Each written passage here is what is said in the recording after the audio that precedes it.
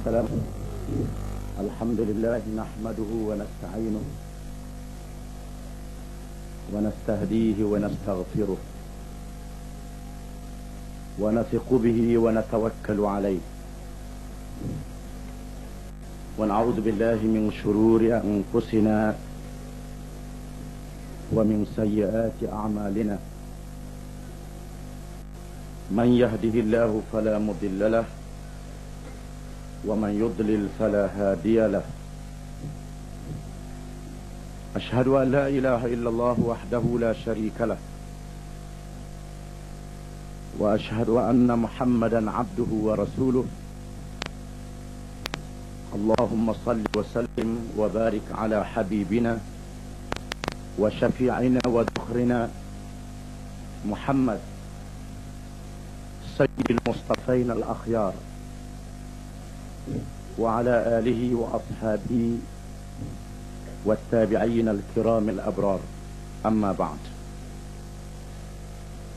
اللهم حبب إلينا الإيمان وزينه في قلوبنا وكره إلينا الكفر والفسوق والعصيان واجعلنا من الراشدين. Wahai Tuhan, kurniakanlah perasaan kasih kepada iman di dalam hati kami, dan jadikanlah iman itu perhiasan kepada hati-hati kami, dan kurniakanlah perasaan benci di dalam hati kami ini kepada kufur, kepada fasik dan maksiat, dan jadikanlah kami termasuk di kalangan orang-orang yang mendapat petunjuk. Yang dihormati saudara pengurusi, yang dihormati saudara Pesuruhjaya PAS Negeri Johor, saudara-saudara pimpinan hubungan negeri kawasan,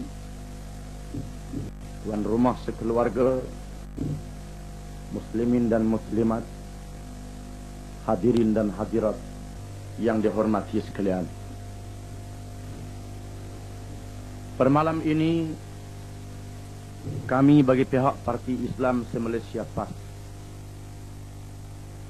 akan menyatakan kepada umat Islam, hadirin dan hadirat, apakah perjuangan kami dan apakah pandangan kami terhadap beberapa isu yang berlaku dalam negara kita pada hari ini. Kita sebagai orang Islam yang menganut satu agama yang sempurna dan lengkap, agama yang kamil, yang sempurna dan mutakamil, yang sempurna menyempurna di antara satu sama lain. Agama yang sempurna maknanya semua perkara yang ada dalam kehidupan manusia ini ada dalam ajaran Islam, sebagaimana yang dinyatakan oleh Allah Subhanahu wa taala di dalam Al-Quran. Al-yawma akmaltu lakum dinakum wa atmamtu alaikum ni'mati wa raditu lakumul Islam madina. Pada hari ini telah kusempurnakan bagi kamu agama kamu, dan telah kucukupkan untuk kamu nikmatku, dan telah aku redha Islam menjadi agama kamu. Sempurna menyempurna di antara satu sama lain. Maknanya hukum-hukum yang terkandung di dalam Islam ini kait mengait. Bukan sahaja kita melaksanakan ajaran yang berhubung dengan ibadat. Di dalam Islam juga ada ajaran yang berhubung dengan masalah-masalah kenegaraan, masalah perlembagaan, masalah perundangan, masalah politik, masalah ekonomi, masalah pentadbiran, masalah yang melibatkan dalam semua kegiatan hidup manusia, dan ianya kait mengait di antara satu sama lain. Kalau kita melaksanakan hukum-hukum Islam yang berhubung dengan perkara ibadat, yang berhubung dengan undang-undang keluarga, nikah kahwin, yang berhubung dengan faraid, sedangkan perkara-perkara lain yang terkandung di dalam Islam tidak diamalkan ataupun dilupakan oleh orang Islam, maka umat Islam tidak dapat merasai betapa kekuatan agama Islam, dan umat Islam tidak mendapat kekuatan daripada Islam. Sesungguhnya Sayyidina Umar ibn al-Khattab radhiyallahu anhu, ketika beliau melawat kota Baitul Maqdis, apabila tentera Islam berjaya menawan Palestin dan penduduk Palestin mahu memeterikan perjanjian damai dengan orang-orang Islam, dan mereka meminta supaya perjanjian itu disaksikan oleh Sayyidina Umar ibn al-Khattab radhiyallahu anhu. Apabila Sayyidina Umar tiba di Baitul Maqdis, beliau telah memberi ucapan kepada umat Islam, "Nahnu qaumun a'azzana Allah bil Islam, famahma nabtaghil 'izza bighairi ma a'azzana Allah, azallana Allah." Kita adalah satu umat yang diberi kemuliaan oleh Allah dengan Islam. Walau bagaimanapun kita mencari kemuliaan lain daripada Islam, maka kita akan menerima hukuman penghinaan dari Allah Subhanahu wa taala. Kemuliaan dengan Islam ini ialah melaksanakan seluruh ajaran Islam yang sempurna dan lengkap. Firman Allah taala, "Ya ayyuhalladzina amanu udkhulu fis-silmi kaffah wa la tattabi'u khutuwatis syaitan innahu lakum aduwwum mubin." Hai orang-orang yang beriman, masuklah kamu dalam agama Islam semuanya. Jangan kamu ikut jejak langkah syaitan. Sesungguhnya syaitan itu adalah musuh yang nyata kepada kamu. Makna ikut agama Islam semuanya ialah semua perkara dalam kehidupan manusia ini hendaklah diselesaikan dengan ajaran Islam. Kerana Allah Subhanahu wa taala yang menurunkan Islam adalah Allah Ta'ala yang maha mengetahui. Jangan kita berani mengatakan dalam Islam ini hanyalah perkara yang berhubung dengan masalah-masalah diri masing-masing. Perkara yang melibatkan negara, yang melibatkan pentadbiran, yang melibatkan politik, yang melibatkan ekonomi, tidak ada dalam Islam. Kita boleh ambil apa sahaja ajaran yang datang kepada kita. Seolah-olah kita mahu meletakkan Allah Ta'ala itu tak tahu dalam perkara lain. Hanyalah dalam perkara ibadat, dalam perkara itu sahaja. Di mana keyakinan kita dan kepercayaan kita yang mengatakan bahawa Allah Subhanahu wa taala itu Tuhan sekalian alam. Tuhan sekalian alam. Kita menyebut dalam tiap-tiap rakaat melalui suratul Fatihah yang kita baca pada tiap-tiap rakaat sembahyang, sekurang-kurangnya 17 kali sehari semalam. Alhamdulillahi Rabbil Alamin. Segala puji bagi Allah, Tuhan sekalian alam, Tuhan semesta alam. Apabila disebut alam, maka yang lain daripada Allah, yang dicipta oleh Allah adalah alam. Tuhan yang memerintah, yang menguasai alam. Sebagaimana Allah mencipta langit dan segala makhluk yang ada di langit, malaikat, bulan, bintang, matahari, segala cakrawala yang ada di langit, semua mereka beredar dan bergerak mengikut peraturan-peraturan yang ditentukan oleh Allah Subhanahu wa taala. Maka begitulah juga dengan makhluk yang ada di muka bumi ini. Lautan yang luas mempunyai sistem pasang surut mengikut peraturan yang ditentukan oleh Allah. Pohon kayu, pokok buah-buahan berbuah mengikut proses musim dan keadaannya berdasarkan kepada peraturan yang ditentukan oleh Allah. Binatang-binatang yang melata di atas muka bumi, ada yang merayap di tanah, ada yang boleh terbang di udara, yang hidup di air, berdasarkan kepada peraturan yang ditentukan oleh Allah. Semua mereka tunduk kepada peraturan Allah Subhanahu wa taala. Adakah kita meletakkan manusia ini tak perlu kita ikut suka kita saja, ikut pandai kita saja dalam mentadbir hidup ini? Dan sesungguhnya Allah Subhanahu wa taala yang mencipta manusia, Dia tidak mencipta begitu sahaja. Di sana ada peraturan-peraturan yang ditentukan oleh Allah supaya manusia patuh kepada peraturan yang ditentukan. Dan di sana ada bidang-bidang yang tertentu Allah Subhanahu wa taala menyerahkannya kepada kebijaksanaan manusia. Apa yang menjadi masalah? Sebagaimana yang diriwayatkan oleh Ibnu Abbas radhiyallahu anhuma, manusia di zaman Adam alaihi salam berada dalam keadaan baik sehinggalah 10 kurun selepas daripada wafatnya Nabi Adam alaihi salam, tiba-tiba ada di kalangan manusia yang membuat peraturan sendiri, yang membuat hukum sendiri, yang membuat cara sendiri dalam perkara yang tidak diizin oleh Allah Subhanahu wa taala. Sedangkan kuasa mengadakan hukum, mengadakan peraturan ialah milik Allah Subhanahu wa taala.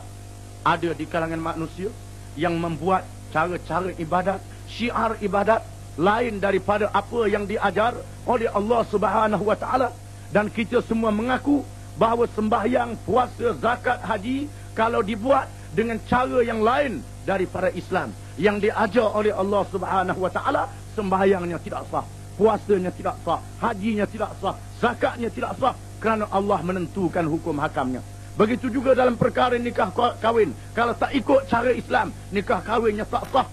Maka begitulah juga dalam masalah ekonomi, dalam masalah politik, dalam masalah pentadbiran. Kalau kita mengadakan peraturan sendiri dalam perkara yang tidak diizinkan oleh Allah, maka segala-galanya adalah tidak sah dari segi Islam. Perkara ini hendaklah dipahami oleh kita bersama. Apa yang menjadi masalah? Manusia menjadi hanyut dengan ajaran-ajaran yang terlalu banyak, yang direka dan dicipta oleh manusia sendiri. Ada yang bernama agama-agama, dan ada yang bernama ideologi-ideologi, ism-ism, falsafah-falsafah yang direka oleh manusia sendiri, yang tidak ada kena-mengena dengan ajaran Allah Subhanahu wa taala.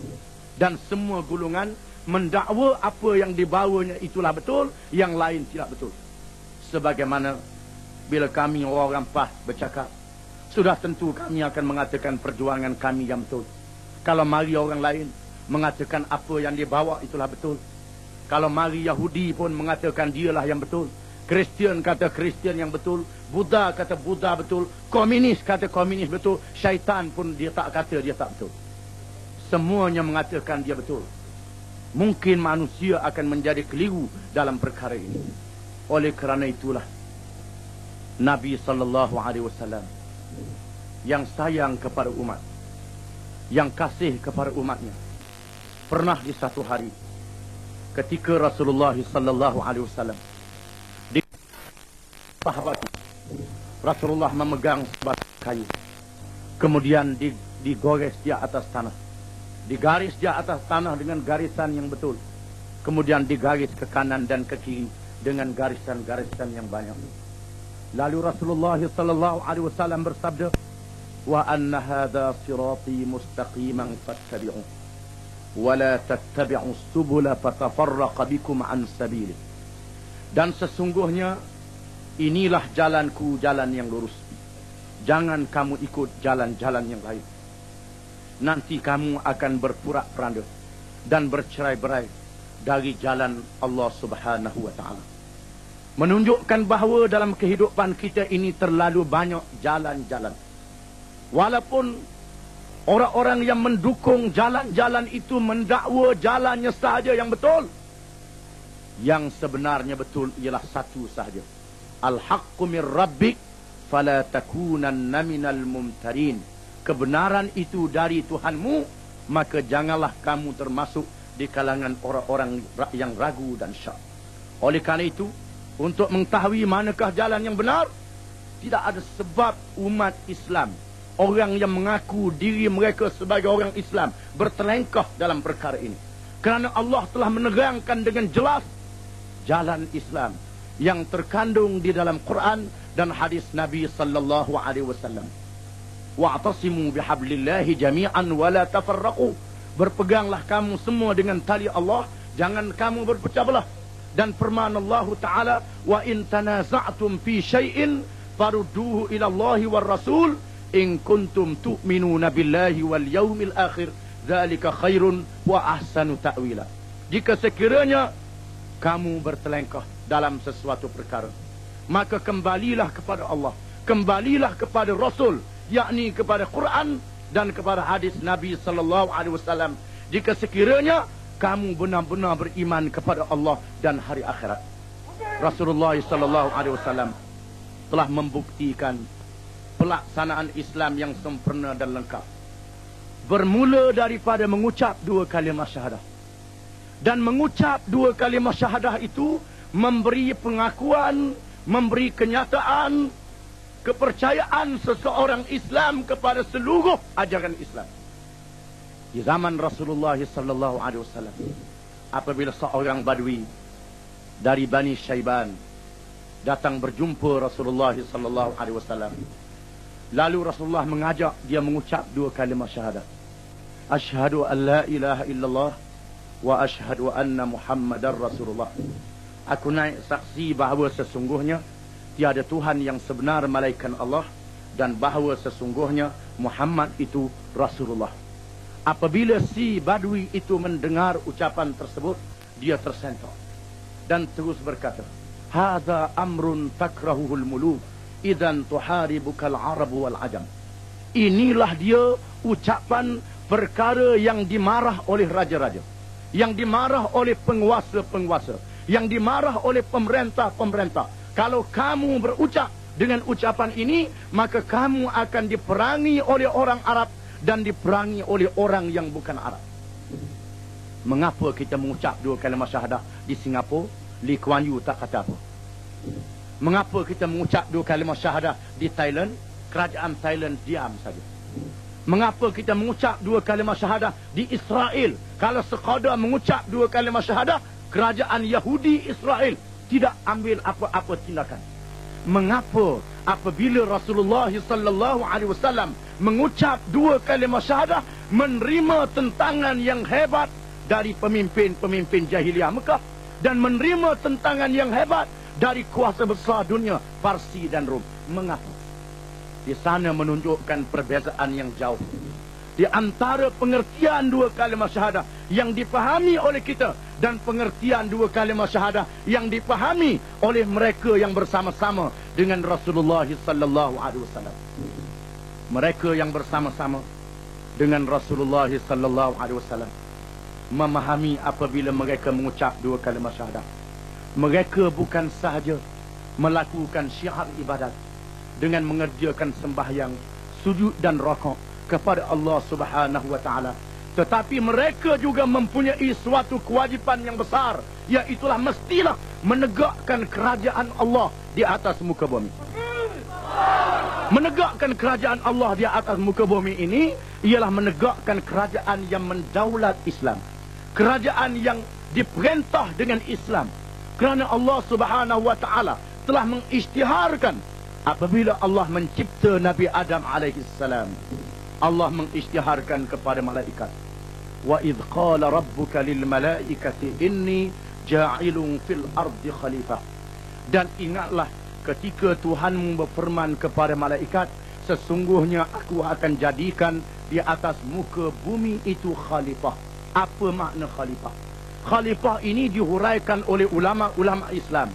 Di antaranya Al-Allamah Ibn Khaldun di dalam kitabnya Al-Muqaddimah telah menghuraikan perkataan khalifah ini dengan makna niyabatun an Rasulillah sallallahu alaihi wasallam fi hirasatid din wa siyasatid dunya bih. Iaitulah menggalang ganti Rasulullah sallallahu alaihi wasallam, yakni selepas wafatnya, di dalam menegakkan agama dan siasah dunia dengannya, yakni dengan agama. Siasah dunia dengan agama, memerintah dunia dengan agama, memerintah urusan manusia dengan agama, dengan ajaran Islam, dengan perintah-perintah Islam. Dan oleh kerana itulah Rasulullah sallallahu alaihi wasallam di samping menjalankan dakwah di Mekah, baginda berhijrah ke Madinah. Berhijrah ke Madinah ini jangan kita faham seperti berhijrah pergi ke rancangan-rancangan Felda, ataupun berhijrah sekadar nak mencari mata pencarian, sekadar nak mencari tempat aman dan damai untuk mendapat perlindungan. Tetapi suatu perkara yang penting yang berlaku selepas hijrah ialah menegakkan kerajaan Islam. menegakkan daulah Islamiah, menegakkan kerajaan Islam yang Islam memerintah di dalam negara. Bukannya Islam yang diperintah oleh negara, tetapi Islam yang memerintah negara. Apa yang berlaku dalam pemerintahan Islam, Islam yang memerintah kerajaan, bukan kerajaan yang memerintah Islam. Islam yang memerintah negara. Inilah yang diamalkan oleh Rasulullah sallallahu alaihi wasallam. Apabila orang Islam beramal dengan ajaran Islam, dan kita naklah faham apa yang dilakukan oleh Rasulullah sallallahu alaihi wasallam itu adalah suatu amalan yang menjadi pengajaran bagaimanakah sistem pemerintahan Islam dan politik Islam. Untuk memberi ingat kepada orang yang mengatakan bahawa politik tak ada dalam Islam. Bila kita bercakap tentang politik Islam, mereka mengatakan politik tak ada dalam Islam. Islam suatu agama yang terpisah dari politik. Politik suku, agama suku. Mereka mesti faham. Allah Ta'ala mengisytiharkan ketika mencipta Nabi Adam alaihissalam bahawa di antara urusan manusia di atas muka bumi ialah urusan khilafah, iaitulah memerintah bumi dengan hukum Allah Subhanahu wa Ta'ala, dengan peraturan Allah Subhanahu wa Ta'ala. Inilah yang dinamakan politik Islam. Dan para nabi-nabi alaihi wassalatu wassalam telah dinyatakan oleh Rasulullah sallallahu alaihi wasallam, kanat banu Israel tasusuhumul anbiya. Adalah Bani Israel yang menjadi pemimpin siasah mereka ialah nabi-nabi alaihi wassalatu wassalam.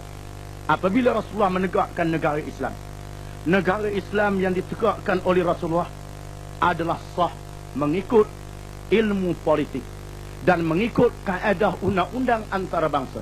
Apa yang dilakukan itu adalah sebuah negara. Apa yang dilakukan itu adalah pemerintahan Islam. Apa yang dilakukan itu adalah politik Islam.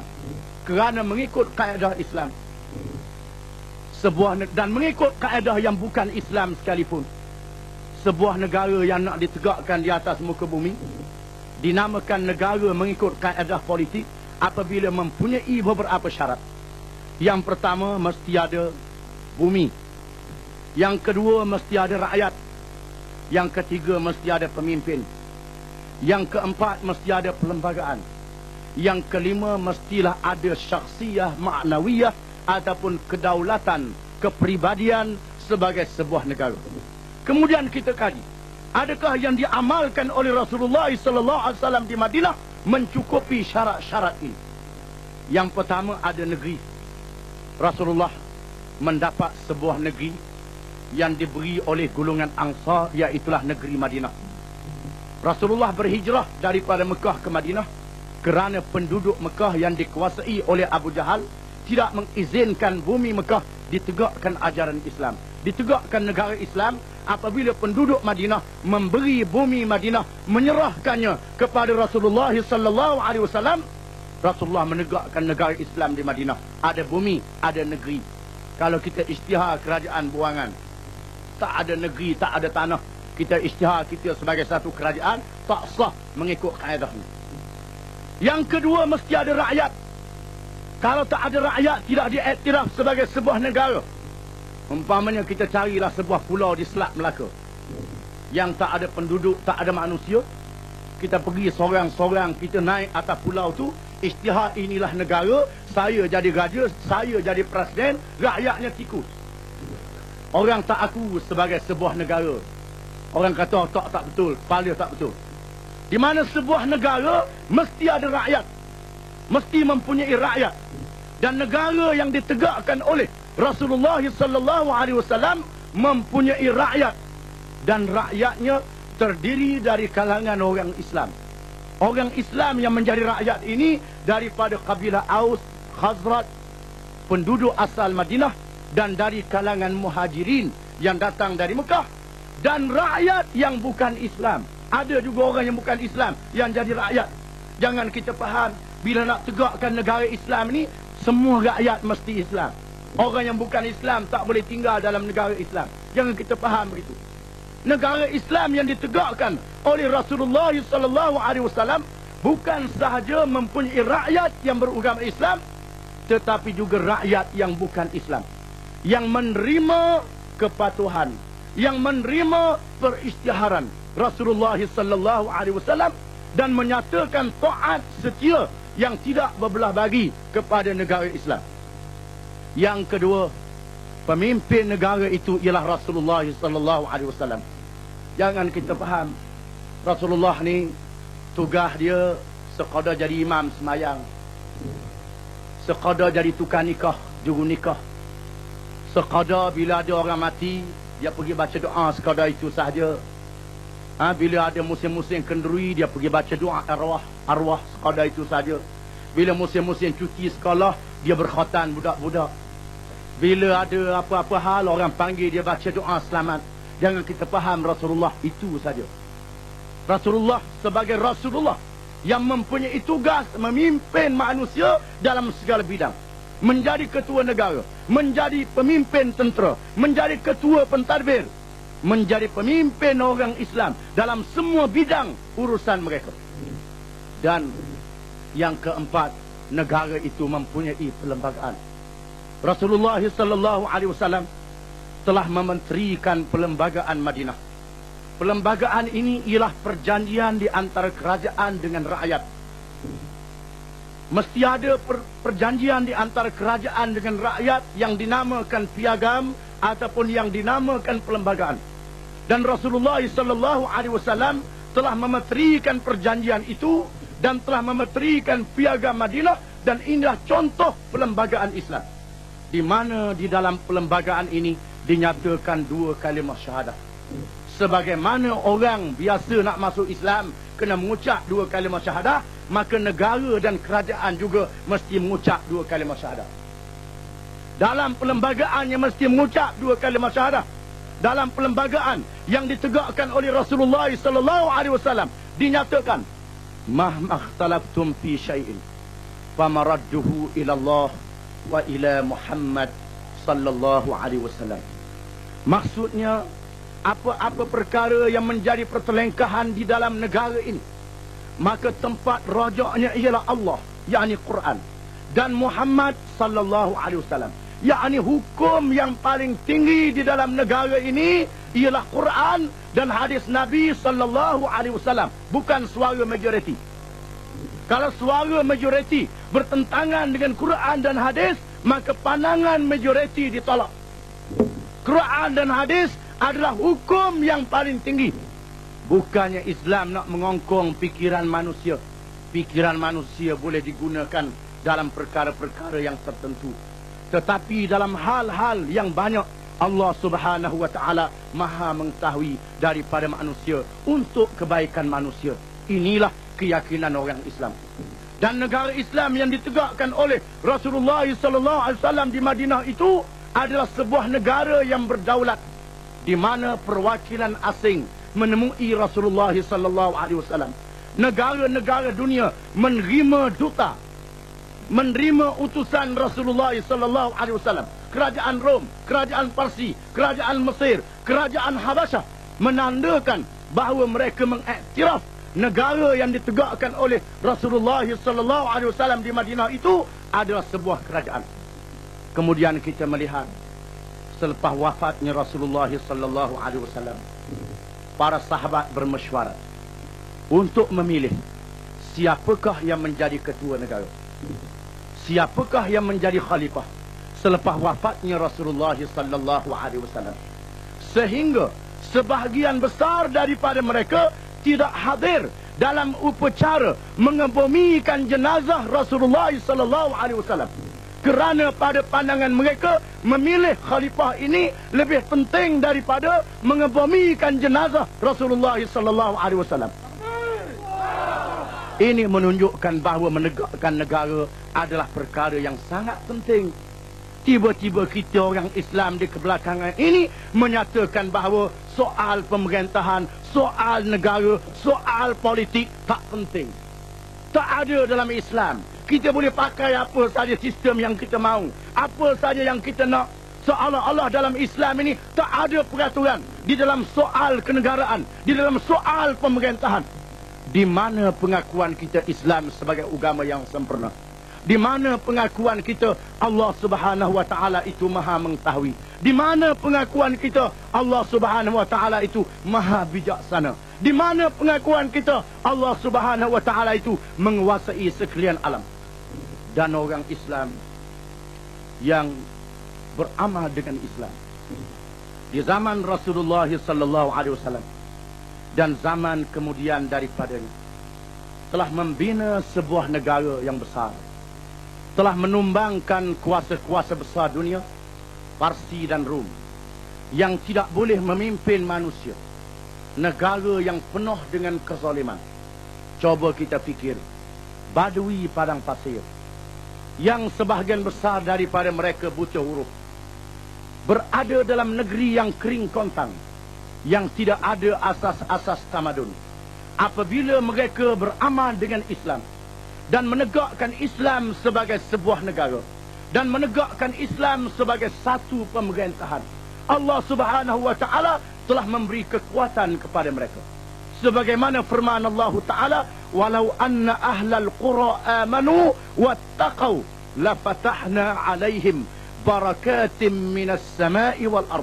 Kalulah sekiranya penduduk negeri dan kampung itu beriman dan bertakwa, nescaya kami akan bukakan kepada mereka keberkatan yang datang dari langit dan keberkatan yang keluar dari bumi. Tetapi perkataan berkat tidak ada di dalam kamus politik moden. Perkataan berkat tidak ada dalam kamus ekonomi moden. Perkataan berkat tidak ada di dalam ilmu-ilmu moden. Yang ada hanyalah di dalam ilmu Islam.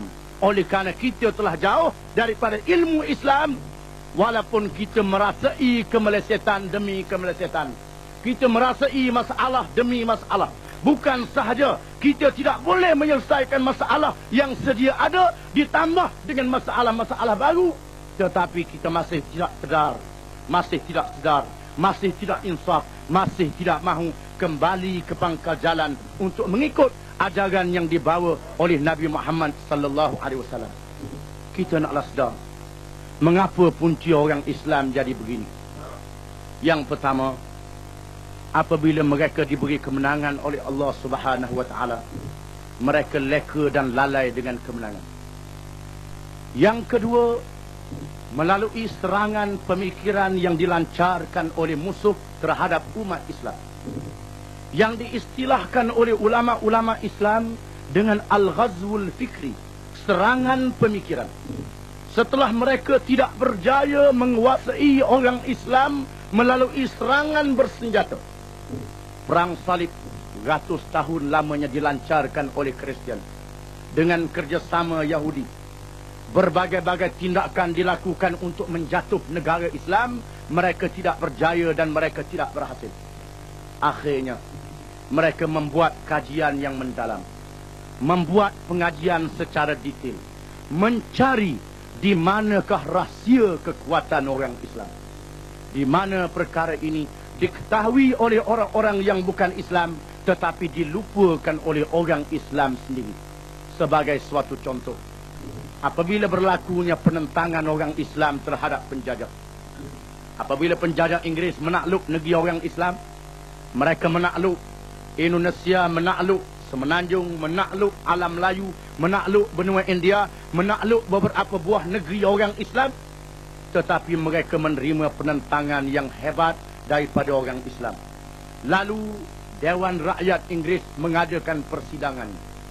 Dalam persidangan itu, Perdana Menteri Inggris di zaman itu yang bernama Gladstone, dalam ucapannya menyatakan bahawasanya sambil beliau memegang kitab suci Al-Quran, beliau mengatakan selagi mereka berperang dengan kitab ini, selama itulah kita tidak dapat menguasai mereka. Selama itulah mereka mempunyai kekuatan yang tidak boleh dikalahkan. Oleh kerana itu mestilah dilakukan tindakan untuk menjauhkan mereka daripada Al-Quran. Bagaimana cara untuk menjauhkan mereka daripada Al-Quran? Adakah dengan cara mereka datang ke kampung-kampung membakar surau dan masjid? Sekarang ni dah ada bakar masjid. Masa itu tak berlaku lagi bakar masjid. Di masa itu mereka tahu Kalau sekiranya mereka datang ke kampung, mereka bakar masjid dan surau, orang Islam akan bangkit menentang mereka, termasuk orang yang tak pernah ke masjid. Tetapi mereka sayang kepada masjid. Mereka tahu kalau di masa itu mereka membakar hangus kitab suci Al-Quran. Bukan saja orang yang faham Al-Quran, orang yang boleh baca Al-Quran, termasuk juga orang yang tak tahu membaca Al-Quran akan menentang mereka. Mereka sudah tahu. Lalu mereka merancang bagi menguasai orang Islam ialah dengan serangan fikiran, serangan ideologi, serangan politik. Serah kepada raja-raja. Perkara yang berhubung dengan masalah-masalah pentadbiran, penasihat Inggeris boleh memberi nasihat. Kebanyakan orang kita jahil tentang Islam. Apakah yang dimaksudkan dengan masalah agama? Diberi kuasa kepada pejabat agama. Mereka buat pejabat agama. Dan orang kita mengatakan, bagus kerajaan Inggeris ni, dia ambil berat dalam masalah agama sehingga dia buat pejabat. Kita tak faham. Kita tidak mengerti. Apabila agama ada pejabat dia, bermakna agama diperintah dalam pejabat. Ditadbir dalam pejabat. Bukan agama yang mentadbir pejabat. Bukan agama yang mentadbir negara. Sedangkan mengikut kaedah Islam, agama lebih besar daripada pejabat, agama lebih besar daripada kerajaan. Kerajaan adalah satu juzuk daripada agama. Bukan agama satu juzuk daripada kerajaan. Kita mesti faham.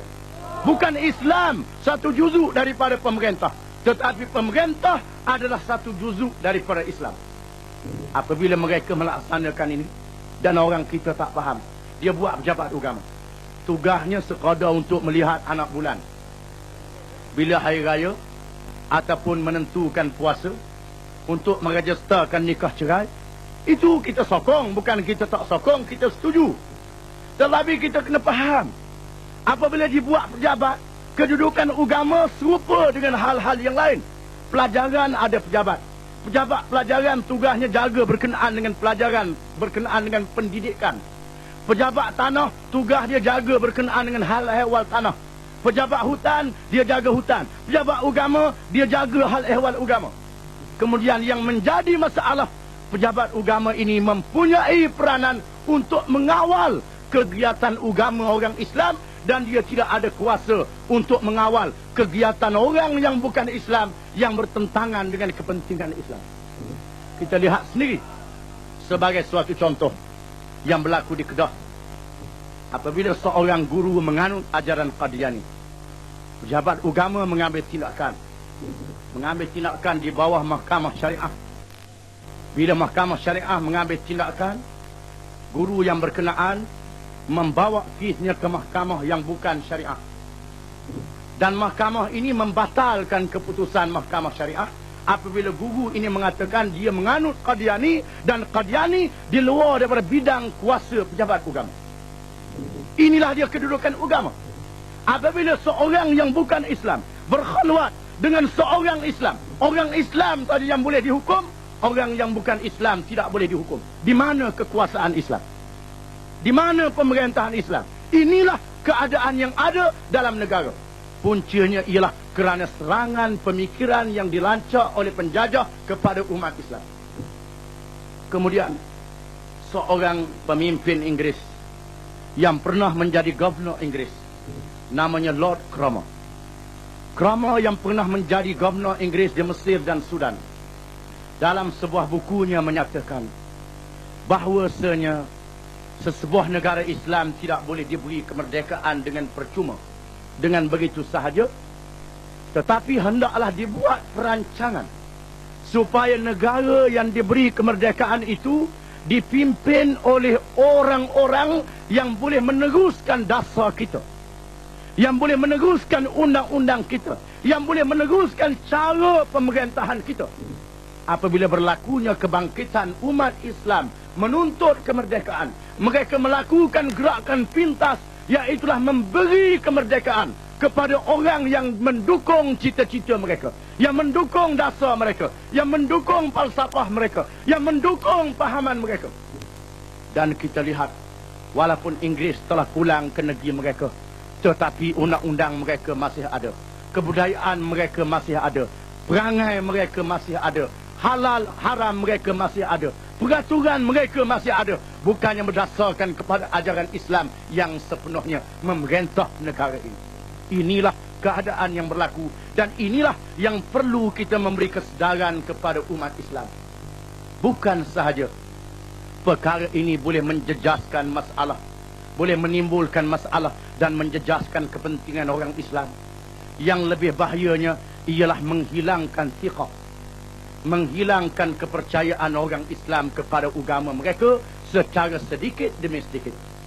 Sebagaimana sabda Rasulullah sallallahu alaihi wasallam, la tattabi'unna sunanal ladzina min qablikum shibran bi shibrin wa dira'an bi dira' hatta law salaku juhra dabbin la salaktumuh. Kamu akan mengikut perjalanan orang yang dahulu daripada kamu, sejengkal demi sejengkal, sehasta demi sehasta, sehingga mereka masuk ke dalam lubang biawak, kamu akan masuk sama. Kemudian para sahabat bertanya, al-Yahudu wan Nasara ya Rasulullah, Yahudi dan Nasrani kah wahai Rasulullah? Qala faman, jawab Rasulullah sallallahu alaihi wasallam, siapakah lagi?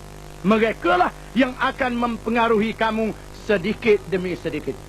Bukan mereka mengeluarkan kita daripada Islam dengan cara masuk Kristian dan Yahudi sahaja, tetapi dengan kita menolak Islam, menolak peraturan Islam, menolak sistem Islam, sudah cukup memisahkan kita daripada Islam sedikit demi sedikit. Oleh kerana itulah, apabila berlakunya pahaman sekularisme ini menguasai orang Islam, Syekhul Islam Kerajaan Negeri Turki telah menulis di dalam bukunya Mauqiful Aqli wal Ilmi wal Alim, sesungguhnya sekularisme memisahkan agama dan politik adalah revolusi yang dilakukan oleh kerajaan terhadap rakyat. Yang menjadi kebiasaan dalam dunia, rakyat melakukan revolusi terhadap kerajaan. Tetapi memisahkan agama dan politik ini ialah revolusi yang dilakukan oleh kerajaan terhadap rakyat, bagi menguasai pemikiran rakyat dan menjauhkan mereka sedikit demi sedikit daripada Islam. Dan kita melihat bukan sahaja undang-undang Islam dan peraturan Islam tidak dilaksanakan, tetapi orang Islam berani menghina undang-undang Islam. Ada mereka yang mengatakan undang-undang Islam tak sesuai. Ada yang mengatakan kalau perintah dengan cara Islam akan jadi huru-hara. Ada yang mengatakan undang-undang Islam ni tidak membawa kemajuan. Ada yang mengatakan undang-undang Islam seperti potong tangan pencuri adalah zalim. Undang-undang Islam ni undang-undang yang tidak praktikal. Mereka naklah faham, undang-undang Islam ni bukan undang-undang yang dibuat oleh orang pas. Undang-undang Islam dan hukum Islam adalah hukum Allah Subhanahu wa taala. Kita faham sendirilah, apabila seorang Islam mengatakan undang-undang Islam ni tak sesuai, seolah-olah mereka menghina Allah Subhanahu wa taala. Mereka mencemah Allah Subhanahu wa taala. Mereka meletakkan Allah Subhanahu wa taala kepada suatu taraf yang bertentangan dengan sifat ketuhanan Allah Subhanahu wa taala. Dan oleh kerana perkara ini berlaku, maka ulama-ulama Islam telah mengarang menulis risalah tentang batas-batas iman dan kufur, tentang perkara-perkara yang membatalkan Islam. Bila ada buku yang menyatakan perkara yang membatalkan Islam, ada orang Islam yang menentang buku ini. Sudahlah mereka tak faham tentang Islam, mereka menentang buku ini. Dan orang yang menentang buku ini dalam negara kita, orang nombor satu yang menjadi Perdana Menteri. Dalam satu kenyataannya baru-baru ini, beliau telah menyebut sebuah buku yang dikeluarkan di Riyadh, Arab Saudi, yang menyenaraikan perkara-perkara yang menyebabkan seseorang itu menjadi murtad. Saya terpaksa menyebut nama Dr. Mahathir kerana mengikut kaedah-kaedah Islam, mungkin bila kita menyebut nama, orang akan mengatakan ini adalah kerja mengumpat.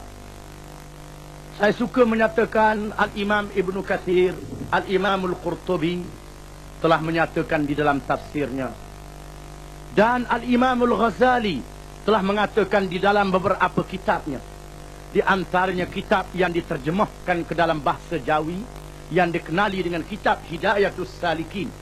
Orang yang tak tahu bahasa Arab dia boleh baca kitab Jawi Hidayatus Salikin yang diterjemahkan oleh Syekh Abdul Samad Palembang Al-Palembani, yang menerjemahkan kitab ini, di mana dalam perkara mengumpat beliau telah menyebut, dan di antaranya Ibnu Nujaim telah menyebut di dalam kitabnya Al-Ashbah wan Nazair yang dikarang oleh Ibnu Nujaim.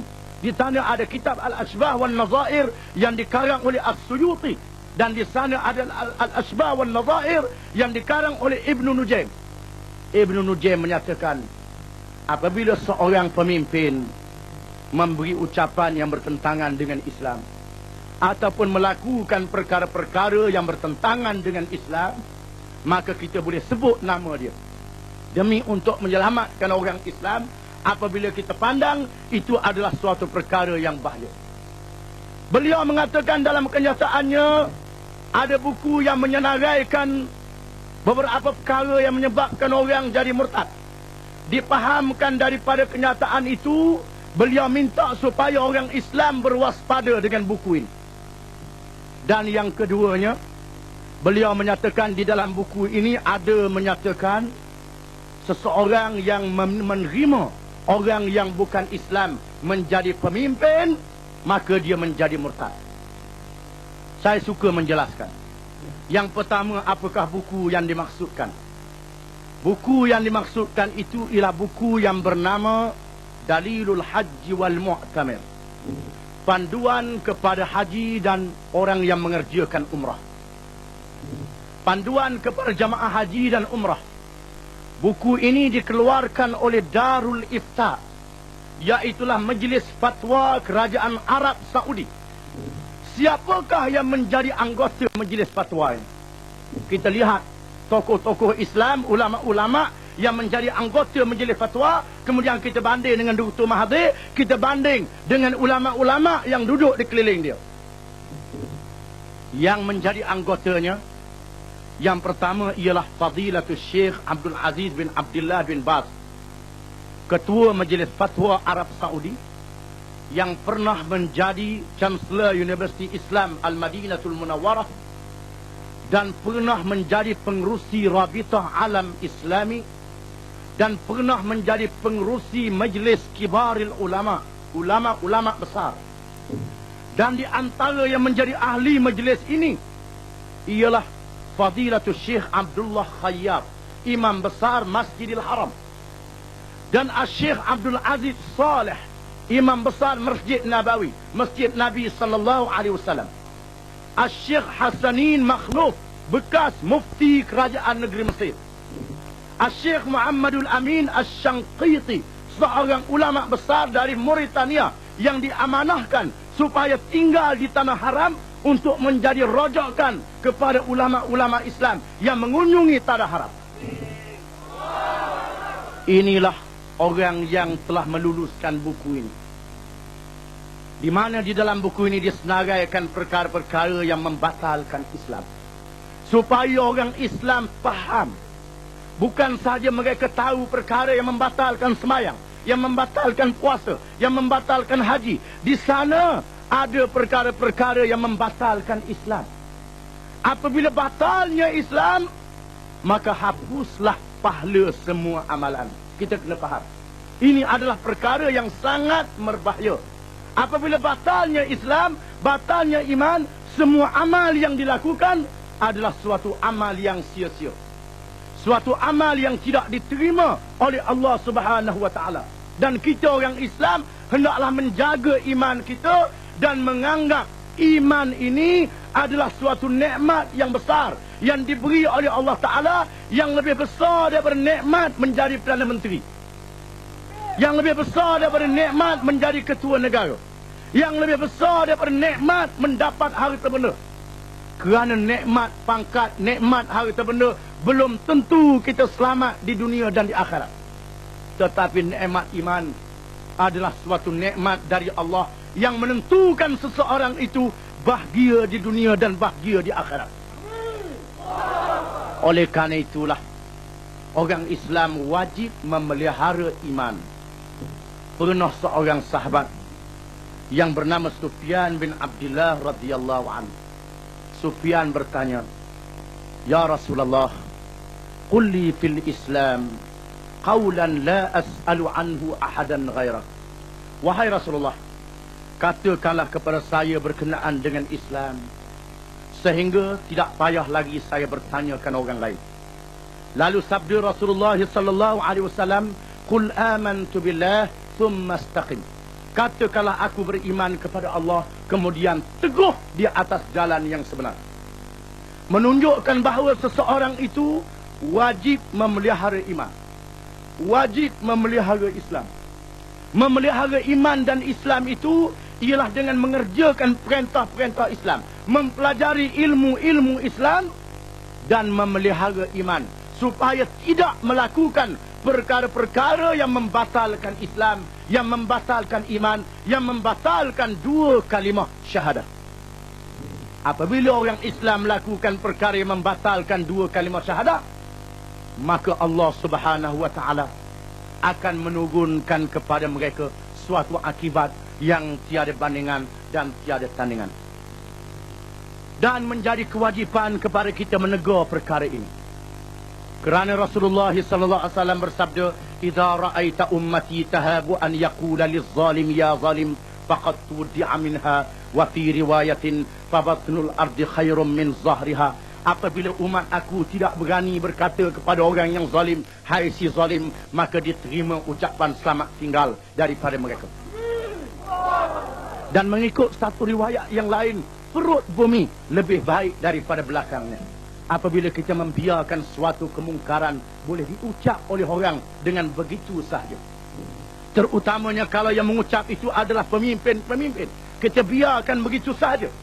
Kita biarkan dia bermahraja laila, dia nak kata apa, dia nak cakap apa, maka orang Islam akan ditimpa bala. Oleh kerana itu, menjadi tanggungjawab kepada orang yang tahu, siapa sahaja hendaklah memberitahu kepada orang yang tidak tahu. Kalau tidak, Allah Subhanahu wa taala akan melaknat mereka.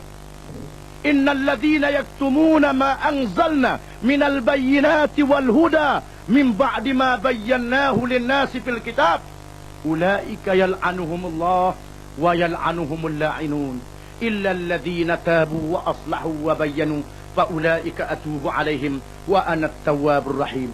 Sesungguhnya orang-orang yang menyembunyikan keterangan-keterangan petunjuk yang kami nyatakan di dalam kitab, mereka menyembunyikan, tidak memberitahu kepada manusia, mereka itulah orang yang dilaknat oleh Allah dan dilaknat oleh seluruh yang melaknat. Malaikat orang yang bertaubat, yang melakukan kerja islah, kerja baik, mereka itulah orang yang aku terima taubatnya. Sesungguhnya aku, yakni Allah, Maha penerima taubat lagi Maha penyayang. Menjadi kewajipan kepada orang yang tahu memberitahu. Kalau tidak, as-sakitu 'anil haq syaitanun akhras. Orang yang diam dalam perkara yang sebenar, maka dia adalah syaitan yang bisu. Na'udzubillahi min dzalik. Kemudian kita kena faham bagaimana orang zaman dulu sayang kepada iman. Sayyidina Umar ibn al-Khattab radhiyallahu anhu, apabila dia beritahu bahawa seorang sahabat yang bernama Hudzaifah ibn al-Yaman, dia beritahu oleh Rasulullah sallallahu alaihi wasallam senarai nama-nama orang-orang munafik di Madinah. Hudzaifah diberitahu siapa dia orang munafik. Bila Sayyidina Umar tahu bahawa Hudzaifah ni tahu nama-nama orang munafik, Sayyidina Umar berjumpa dengan Hudzaifah, bertanyakan Hudzaifah, adakah nama saya termasuk? Kata Sayyidina Umar, kerana takut. Padahal dia seorang sahabat yang dijanjikan syurga oleh Allah dan Rasulnya sallallahu alaihi wasallam. Dia takut kalau dia termasuk. Dia bimbang, adakah nama aku termasuk? Kerana dia takut jatuh munafik, jatuh kufur. Tetapi di zaman ini orang memandang ringan dalam perkara yang membatalkan dua kalimah syahadah. Di zaman dulu bila sebut pasal murtad, mereka menyebut na'udzubillahi min dzalik. Bila sebut pasal murtad, wal'iyadzubillah, kadang-kadang dibaca dengan baris di atas, wal'iyadzubillah, ayadam billah, saya memohon perlindungan yang sungguh-sungguh dengan Allah daripada kufur dan murtad ini. Tetapi orang sekarang memandang ringan. Bila kita beritahu, dia marah. Bila kita nasihat, dia marah. Dia merasa dia serba sempurna. Dia merasakan bahawa dia cukup. Dia merasakan bahawa dia tahu segala-galanya. Inilah keangkuhan. Keangkuhan yang tidak patut ada pada orang yang mempunyai kemanisan iman di dalam dirinya. Sifat keangkuhan inilah yang menjahanamkan iblis.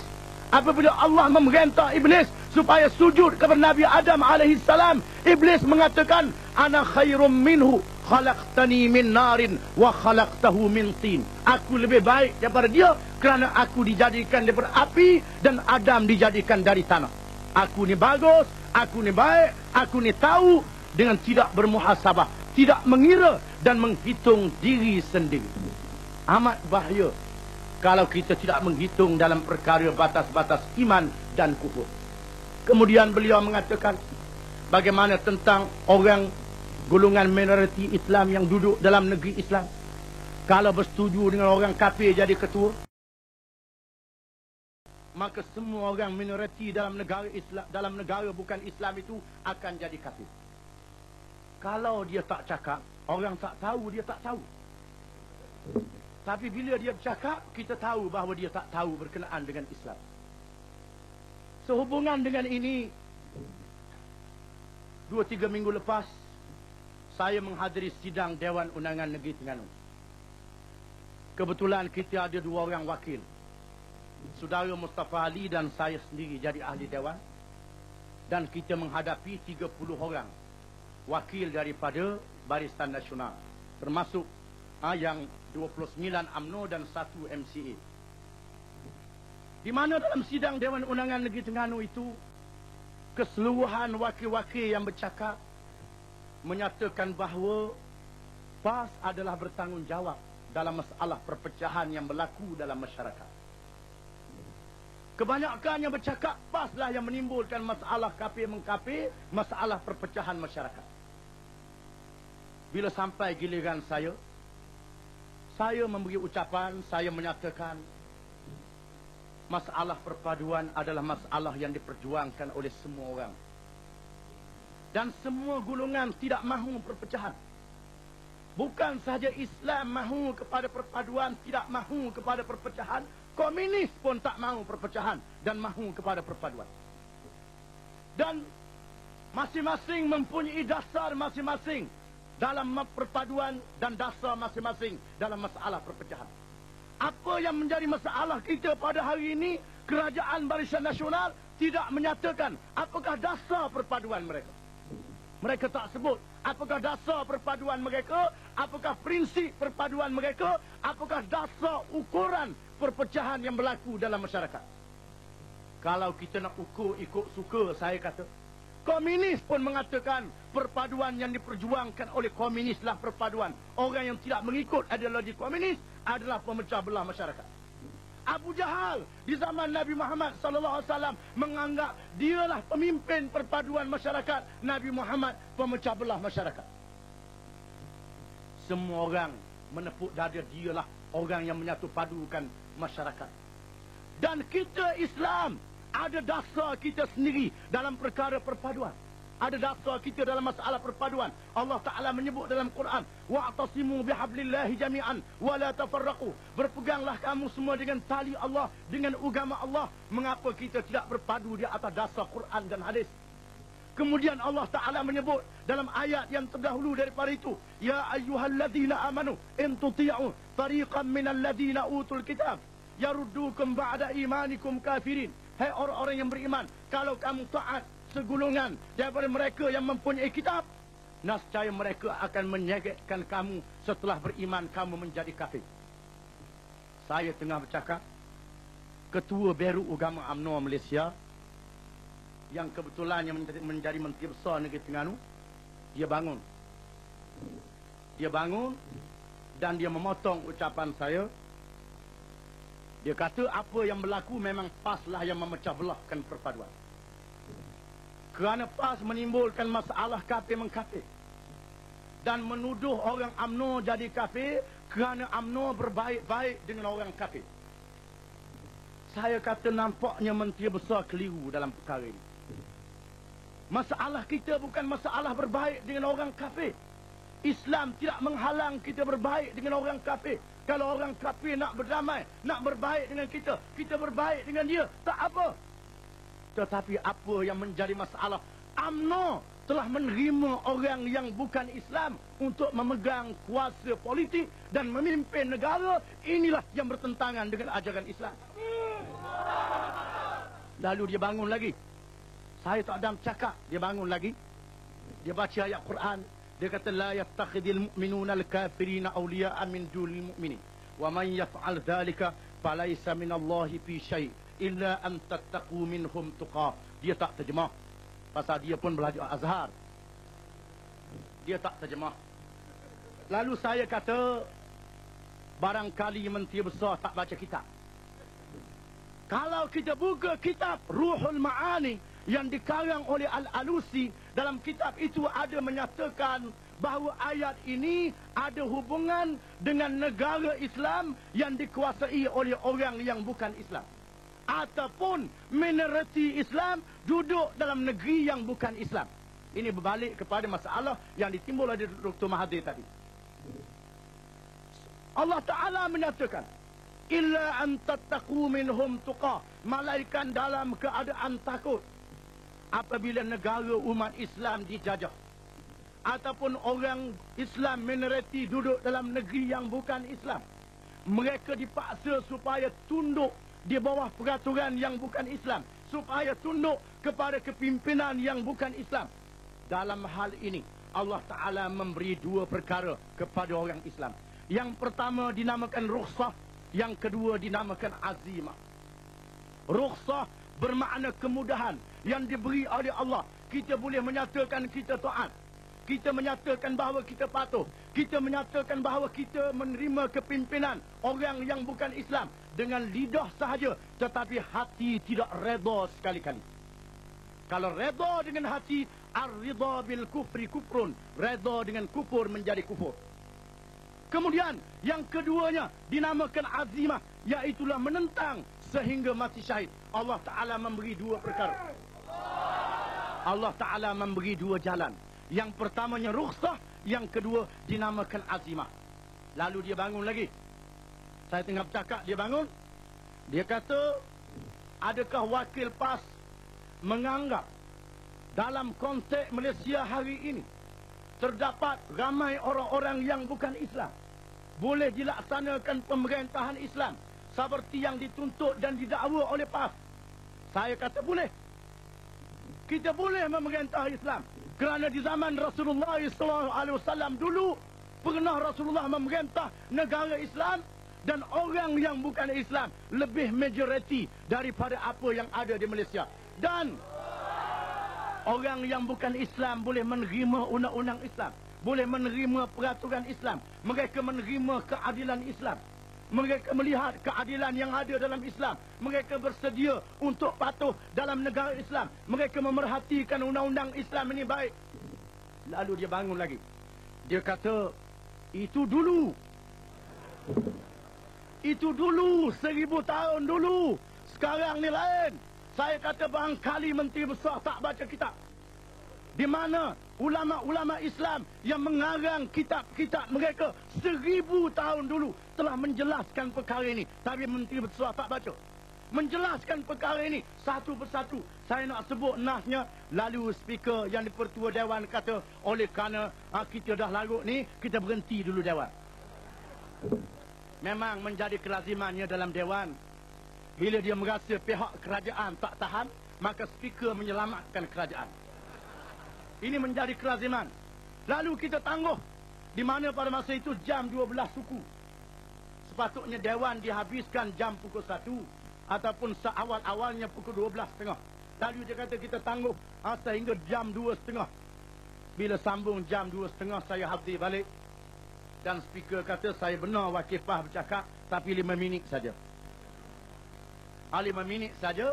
Dan lalu saya pun berucaplah, tak apa dia bagi 5 minit. Kerana speaker dalam Dewan ini mempunyai kuasa veto. Dia ada kuasa veto, dia ada kuasa nak beri kita bercakap lama mana. Lalu saya mengatakan, saya terpaksa memberi penjelasan kepada pihak kerajaan. Saya merasa duka cita. Sekarang ini bukan saja rakyat yang keliru tentang Islam, Pemimpin-pemimpin pun keliru tentang Islam.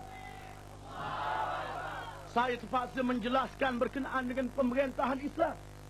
Dalam pemerintahan Islam, kuasa politik dipegang oleh orang Islam. Perlembagaan berdasarkan kepada Islam. Islam memerintah. Orang yang bukan Islam boleh menjadi rakyat. Mereka dilayan dengan seadil-adilnya. Dalam sistem pemerintahan ada dasar yang umum dan ada dasar yang khusus. Lalu dia bangun. Dia mengatakan, kita naklah sedar, kita sekarang ni berada dalam perlembagaan yang berdasarkan kepada perlembagaan Inggeris. Saya kata, ini perlembagaan Inggeris. Bukan perlembagaan orang Melayu. Bukan perlembagaan orang Cina. Bukan perlembagaan orang India. Bukan undang-undang orang Melayu. Bukan undang-undang orang Cina. Bukan undang-undang orang India. Undang-undang Inggeris. Kalau undang-undang Inggeris, bukan undang-undang Melayu, bukan undang-undang Cina, bukan undang-undang India, kita boleh pakai undang-undang Inggeris. Tak ada kena-mengena dengan Melayu, Cina, India. Mengapa undang-undang Allah Ta'ala yang mencipta orang Melayu, orang Cina, semua bangsa, kita tak boleh laksanakan? Mengapa kita tak boleh laksanakan? Kita tak boleh amalkan? Mengapa kita tidak boleh kembali kepada Islam? Akhirnya dia kata, kerajaan yang ada sekarang, akhirnya perbahasan dewan itu jadi perdebatan. Dia kata akhirnya kita terpaksa, kerajaan kita sekarang ni menuju ke arah penerapan nilai-nilai Islam. Saya kata kerajaan negeri saja bercakap pasal nilai-nilai Islam. Perdana Menteri menyatakan bahawa perlembagaan yang ada pada hari ini tak boleh dipindah. Perdana Menteri menyatakan bahawa perlembagaan yang ada pada hari ini tak boleh dipindah. Dan ini adalah suatu perkara yang sangat berat, suatu perkara yang sangat berbahaya dari segi Islam. Dan kita orang Islam, apabila kita menerima suatu perlembagaan yang bukan Islam, bermakna kita menerima suatu sifat yang layak bagi Allah Subhanahu Wa Taala, iaitulah sifat ilmu, sifat hakimiyatullah kepada yang lain daripada Allah Subhanahu Wa Taala. Dan inilah perkembangan berbahaya yang berlaku dalam masyarakat kita. Yang kedua, apabila kita tidak beramal dengan Islam, orang kita tidak mempunyai kesedaran politik. Tak ada kesedaran politik, tak ada perasaan politik, tak ada kecintaan kepada maruah umat, maruah bangsa, maruah tanah air, jadi hilang. Sehingga politik mereka berpandukan kepada wang duit. Siapa yang bagi wang, itulah yang disokong. Siapa yang bagi duit, itulah yang disokong. Siapa yang bagi projek, yang buat rancangan, itulah yang disokong. Kita kena faham, bukan kita tak mahu projek, tak mahu rancangan, tak mahu jalan raya. Kita mahu kepada ini semua. Kita mesti faham. Tapi kita kena faham, masalah projek, rancangan, mengadakan kilang, mengadakan jalan raya, mengadakan program itu, program ini adalah menjadi tanggungjawab mana-mana kerajaan pun. Kalau dia jadi kerajaan, dia mesti buat pembangunan. Bukan saja kerajaan Malaysia ada pembangunan, kerajaan Singapura pun ada pembangunan, kerajaan Thailand pun buat masjid, Singapura pun buat masjid, ada pembangunan dia. Kerajaan Cina Komunis pun ada lapangan terbang dia. Bukan kita faham Komunis ni duduk dalam hutan bila dia merentah, tak ada lapangan terbang, tak ada jalan raya. Yang kita faham gitu, bila dia jadi kerajaan, ada dia punya rancangan, ada dia punya program, projek dia.